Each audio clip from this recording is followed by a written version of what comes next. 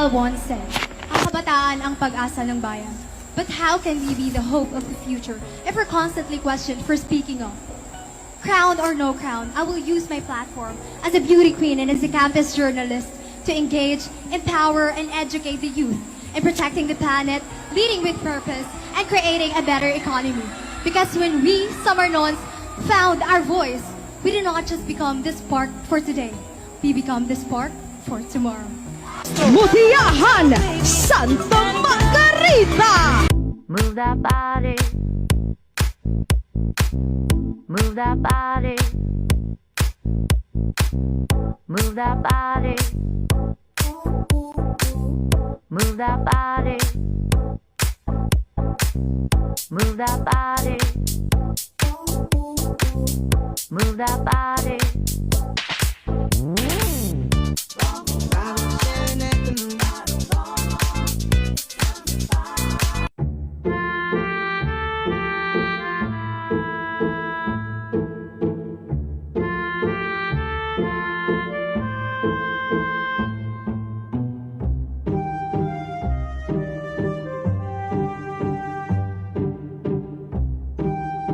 Young people today face mental health challenges such as anxiety and depression.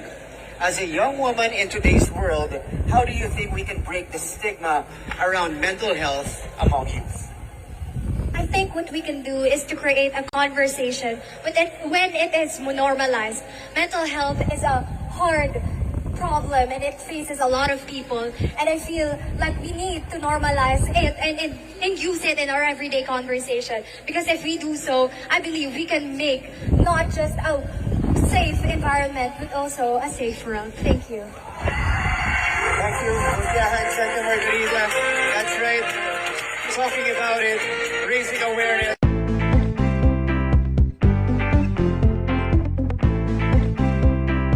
MUTYA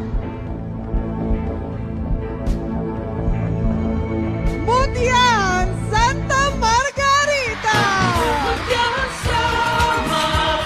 To present the award for MUTYA Han Samar 2025, Honorable Shari Ann, Felix Panganuron, and Miss Faith Boss Tan Libres, MUTYA Han Samar 2024.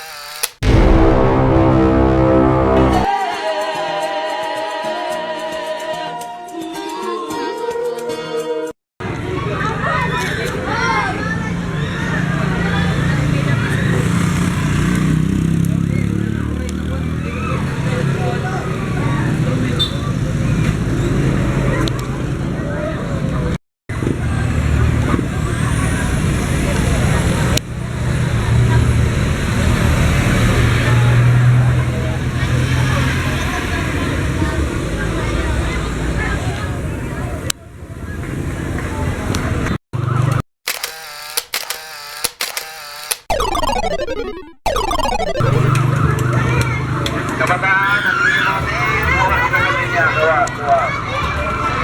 Salamat.